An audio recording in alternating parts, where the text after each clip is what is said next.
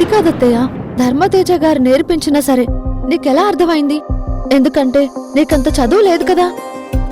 నేను చదువుకోలేదని ఎవరు చెప్పారు? మీ నాన్న చెప్పాడా? ఆ, ఆ, అది కాదత్తయ్య. నేనింట్లో నుంచి బయటకొచ్చేశాక బతకడం కోసం చాలా కష్టపడ్డాను. ఆడపిల్లకి చదువు ఎంత అవసరమనేది జీవితానికి ఎదురెదుతున్నప్పుడు నాకర్థమయ్యింది. అందుకే నేను ప్రైవేటుగా డిగ్రీ చేశాను. ప్రతి చెడులోనూ ఒక మంచుంటుంది అంటారు. నా జీవితంలో నాకు ఎదురైన చెడు నుంచి మంచేదైనా జరిగింది అంటే నేనా మాత్రం చదువుకోవడం. బ్రతకడానికి డిగ్రీ ఉంటే సరిపోతుంది, ఏదైనా ఉద్యోగం చేసుకోవచ్చు అనుకున్నాను. కాని డిగ్రీ చదివినా ఉద్యోగం దొరకడం కష్టమన్న విషయం, ఆ విషయం నాకు తర్వాత అర్థమైంది. ఆటో నడిపాను, కాని అప్పుడు చదువుకుంది ఇప్పుడు ఉపయోగపడుతోంది. అందుకే చదువెప్పుడూ ఒక నిధి లాంటిది. అది మనతో ఉంటే ఎప్పుడైనా ధైర్యంగా ఉంటుంది. అసలెంత ధైర్యంగా ఎలా ఉంటావత్తయ్య? ప్రతి మనిషికి ధైర్యం అనేది కష్టాల నుంచే మొదలవుతుంది. నా జీవితంలో నాకు ఎదురైన కష్టాలే నన్నిలా తయారు చేశాయి. ఎంత ధైర్యంగా ఉన్నప్పటికీ ఆ కష్టాల్ని తలుచుకుంటేనే భయం వేస్తుంది ప్రియా.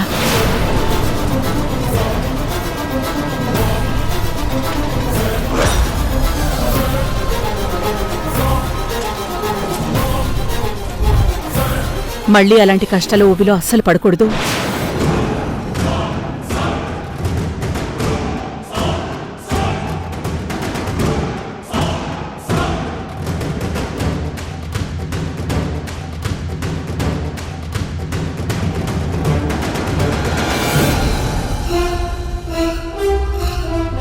హలో మాస్టర్, ఒక్క నిమిషం.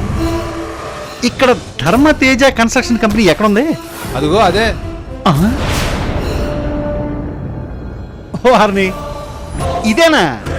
ఇక్కడికే వచ్చి అడుగుతున్నానే. సర్లే, నువ్వు వెళ్ళిపో.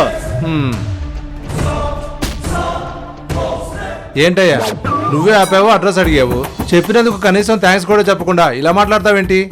ఏంటి థ్యాంక్స్ చెప్పాలా? థ్యాంక్స్ అనే పదం చాలా విలువైందయ్యా.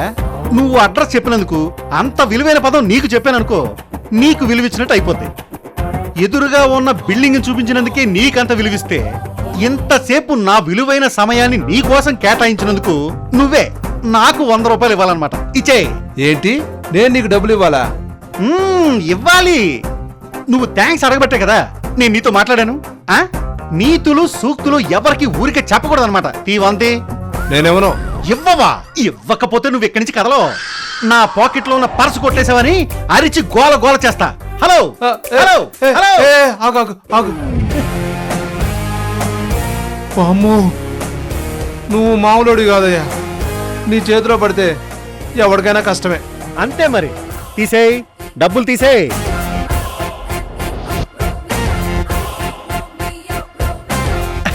వెళ్ళిపో.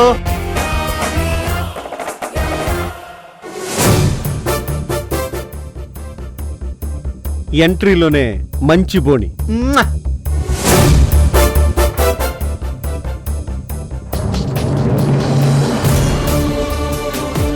వస్తున్నా.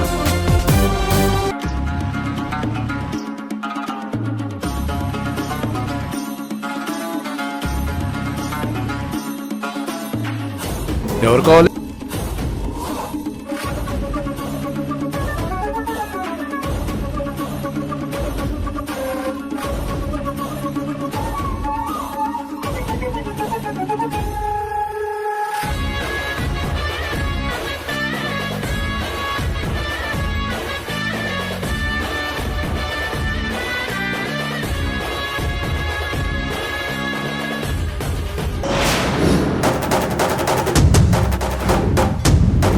అసలు నీ గురించి నువ్వేమనుకుంటున్నావు? నేను శాంక్షన్ చేసిన కంపెనీకి కాంట్రాక్ట్ వద్దని చెప్పడానికి నువ్వెవరు? నేనెవరనేది ఇప్పుడు నీకు ప్రత్యేకంగా చెప్పాల్సిన అవసరం లేదు కృష్ణ. 1, నేను మీకు అమ్మని. 2, నేను ఈ కంపెనీకి చైర్పర్సన్ని. ఈ కంపెనీలో ఎవరికి కాంట్రాక్ట్ ఇవ్వాలి ఎవరికి ఇవ్వకూడదని నిర్ణయం తీసుకునే అధికారం నాకుంది. ఆ అధికారంతోనే వాళ్ళ కాంట్రాక్ట్ క్యాన్సిల్ చేశాను. ఎందుకు? నువ్వెందుకు క్యాన్సిల్ చేసావో తెలుసుకోవాల్సిన హక్కు నాకుంది. చెప్పు, నేను ఓకే చేసిన కంపెనీని ఎందుకు తీసేశావు? ఎందుకంటే నువ్వు సజెస్ట్ చేసిన ప్రతి కంపెనీకి ఒక క్రిమినల్ బ్యాక్గ్రౌండ్ ఉంది. అలాంటి వాళ్ల చేత పనులు చేపిస్తే మన కంపెనీ పరువు ప్రతిష్టలు దెబ్బతింటాయి. దానివల్ల మార్కెట్లో కంపెనీ వాల్యూ పడిపోతుంది. అందుకే వాళ్ళని తప్పించాను. వాళ్ళని తప్పించే ముందు నాతో డిస్కస్ చేయాల్సింది.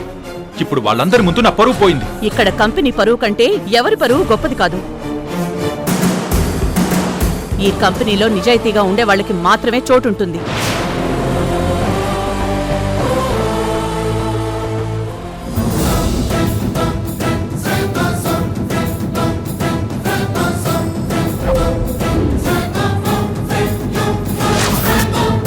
నేను ఈ కంపెనీకి డైరెక్టర్ని. నీకంటే ముందు ఇక్కడ ఛార్జ్ తీసుకున్నవాణ్ణి. ఏ పని ఎవరికి ఇవ్వాలో, ఎవరి చేత ఏ పని చేయించాలో నాకు బాగా తెలుసు. మధ్యలో నువ్వెందుకు ఇన్వాల్వ్ అవుతున్నావు? నేనెందుకు రావాల్సొచ్చింది అనేది బోర్డ్ డైరెక్టర్స్ మీటింగ్లో ఆల్రెడీ చెప్పాను. ఇప్పుడు నీకు సెపరేట్గా చెప్పాల్సిన అవసరం లేదు. ఇక్కడ ఏం జరిగినా కంపెనీ రూల్స్ ప్రకారమే జరుగుతాయి. అదంతా నాకు తెలీదు. వెంటనే ఆ కంపెనీ కాంట్రాక్ట్ ని శాంక్షన్ చేస్తూ లెటర్ పంపించు. అది జరగని పని. జరిగి తీరాలి. లేదంటే లేదంటే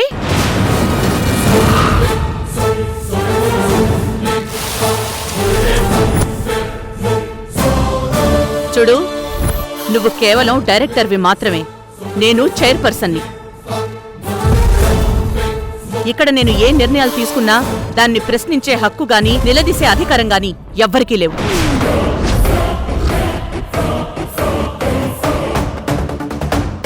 ఒకవేళ కాదు కూడదు అని నాతో గొడవ పెట్టుకోవాలని చూస్తే వాళ్లతో పాటు నువ్వు కూడా వెళ్ళిపోవాల్సి వస్తుంది.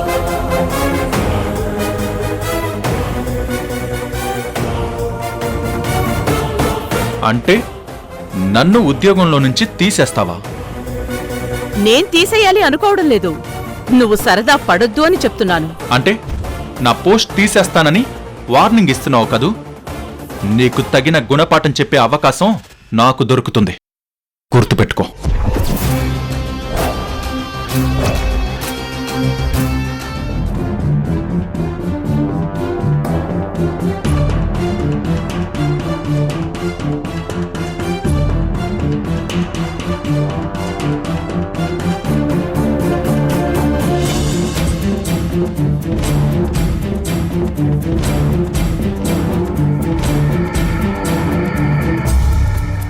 అత్తయ్య, కృష్ణ నీ మీద ఇప్పుడు చాలా కోపంగా ఉన్నాడు. ఆ కోపంలో నిన్నేమైనా... నన్నేం చెయ్యలేరు ప్రియా. చెయ్యాల్సిందంతా చేసేశాడు కదా. తలపై మందు బాటిల్తో కొట్టాడు, మెడపట్టుకుని బయటికి గెంటాడు. ఇంకేం చేస్తాడో చూద్దాం. ఈ విషయంలో ఏం జరిగినా సరే నేను ఎదుర్కోవడానికి సిద్ధంగా ఉన్నాను.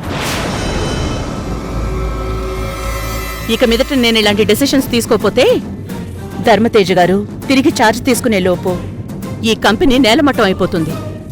ఈ విషయంలో ఏం జరిగినా సరే నేను ఎదుర్కోవడానికి సిద్ధంగా ఉన్నాను. కంపెనీ విషయంలో మాత్రం కాంప్రమైజ్ అయ్యే క్వశ్చనే లేదు. ఎందుకంటే ఇది ఒక్కరిది కాదు. ఈ కంపెనీ నమ్ముకుని చాలా మంది బ్రతుకుతున్నారు. వాళ్ళందరి జీవితాలు నాకు ముఖ్యం. ఈ విషయంలో నన్నెవరూ ఆపలేరు, నన్నెవ్వరూ ఏమీ చెయ్యలేరు.